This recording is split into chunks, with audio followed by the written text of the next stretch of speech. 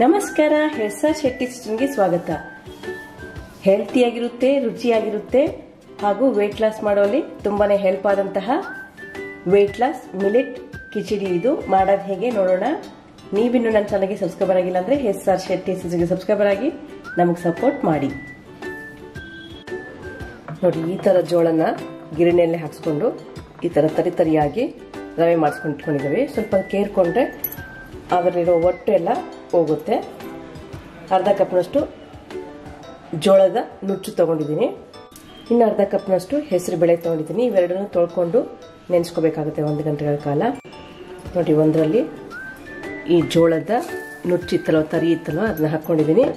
ಇನ್ನೊಂದ್ರೊಳಗಡೆ ಅರ್ಧ ಕಪ್ನಷ್ಟು ಹೆಸರು ಬೇಳೆ ಹಾಕ್ಕೊಂಡಿದ್ದೀನಿ. ಇದೆರಡನ್ನು ಚೆನ್ನಾಗಿ ತೊಳ್ಕೊಬೇಕು. ತೊಳ್ಕೊಂಡು ಒಂದ್ಸಲ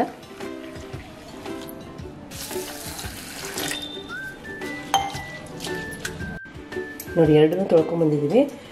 ಆ ನುಚ್ಚು ತೊಳೆಯೋದ್ರಿಂದ ಮೇಲ್ಗಡೆ ಸ್ವಲ್ಪ ಒಟ್ಟು ತೌಡು ಅಂತ ಹೇಳ್ತೀವಿ, ಅದನ್ನು ಹೋಗುತ್ತೆ. ನೋಡಿ, ಇದಕ್ಕೆ ಮುಳುಗೋಷ್ಟು ನೀರು ಹಾಕ್ಕೊಂಡು 1 ಗಂಟೆಗಳ ಕಾಲ ಇದನ್ನ ನೆನೆಸ್ಕೊಳ್ಳೋಣ. ನೋಡಿ, ಇದೆರಡನ್ನೂ 1 ಗಂಟೆಗಳ ಕಾಲ ನೆನೆಸಿದ್ವಿ. ಟೈಮ್ ಇತ್ತಂದ್ರೆ ಇನ್ನು ಸ್ವಲ್ಪ ಜಾಸ್ತಿ ನೆನೆಸ್ಕೋಬಹುದು. ಇವಾಗ ಕಿಚಡಿ ಮಾಡ್ಕೊಳ್ಳೋಣ. ನಾನು ಕಿಚಡಿನ ಕುಕ್ಕರ್ ಒಳಗಡೆ ಮಾಡ್ತಾ ಇದ್ದೀನಿ. ನೋಡಿ, ಕುಕ್ಕರ್ನ ಪ್ಯಾನ್ನ ಬಿಸಿಗಿಟ್ಟಿದ್ದೀನಿ. ಎಣ್ಣೆ ಹಾಕೋಣ. ತುಪ್ಪದಲ್ಲೂ ಮಾಡ್ಬೋದು. ನಾನು ಸ್ವಲ್ಪ ಎಣ್ಣೆ ಮೇಲಿಂದ ಸ್ವಲ್ಪ ತುಪ್ಪ ಹಾಕ್ಬಿಟ್ಟು ಮಾಡ್ತಿದ್ದೀನಿ. ಈ ಎಣ್ಣೆಗೆ ಸ್ವಲ್ಪ ಜೀರಿಗೆ ಮತ್ತು ಮೆಣಸು ಹಾಕೋಣ. ಹಸಿಮೆಣಸಿನಕಾಯಿ ನೋಡಿ, 1 ಈರುಳ್ಳಿ ಸ್ವಲ್ಪ ದಪ್ಪ ಕಟ್ ಮಾಡಿದ್ದೀನಿ. ಸ್ವಲ್ಪ ಕರಿಬೇವಿದೆ, ಇದನ್ನು ಹಾಕೋಣ.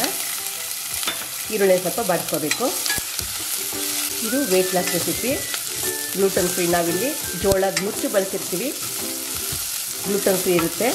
ಶುಗರ್ ಪೇಷಂಟ್ಗೂ ತುಂಬ ಹೆಲ್ಪ್ ಆಗಿರುತ್ತೆ. ಯಾವ್ದಾದ್ರು ಸೊಪ್ಪಿದ್ರೆ ಸೊಪ್ಪು ಕೂಡ ಹಾಕೋಬೋದು ನೀವು.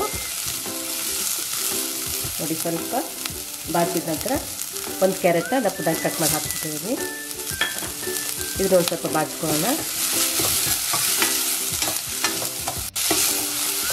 ಇದು ಸ್ವಲ್ಪ ಆದ ನಂತರ ಟೊಮೆಟೊ ಹಾಕ್ಕೊತಾ ಇದ್ದೀನಿ. 1 ದೊಡ್ಡ ಟೊಮೆಟೊ ಇತ್ತು, ದಪ್ಪದಾಗಿ ಕಟ್ ಮಾಡಿ ಹಾಕ್ತಿದ್ದೀನಿ. ಹಸಿ ಬಟಾಣಿ ಅದನ್ನು ಹಾಕೋಣ. ಒಂದು ಅರ್ಧ ಕಪ್ನಷ್ಟು ಹಾಕ್ಕೊಂಡಿದ್ದೀನಿ. ಇದನ್ನು 1 ನಿಮಿಷ ಹುರ್ಕೋಬೇಕು.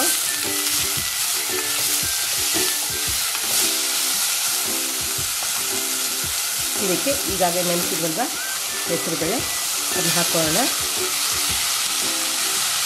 ಇದು ಸ್ವಲ್ಪ ಹುರ್ಕೊಳ್ಳೋಣ.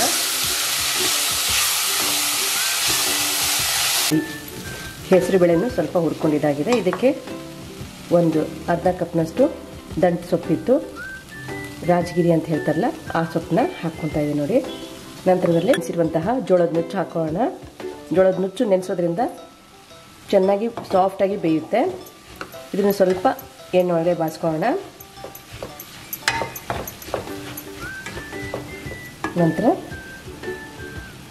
ನಾನು ಸ್ವಲ್ಪ ಶುಂಠಿ ತುರಿ ಹಾಕ್ತಾ ಇದ್ದೀನಿ. ನೀವು ಒಗ್ಗರಣೆ ಎಲ್ಲಾದರೂ ಹಾಕೋಬೋದು, ನಾನು ಇವಾಗ ಹಾಕ್ತಾ ಇದ್ದೀನಿ. ಸ್ವಲ್ಪ ಕೊತ್ತಂಬರಿ ಹಾಕೋಣ. ರುಚಿಗೆ ತಕ್ಕಷ್ಟು ಉಪ್ಪು,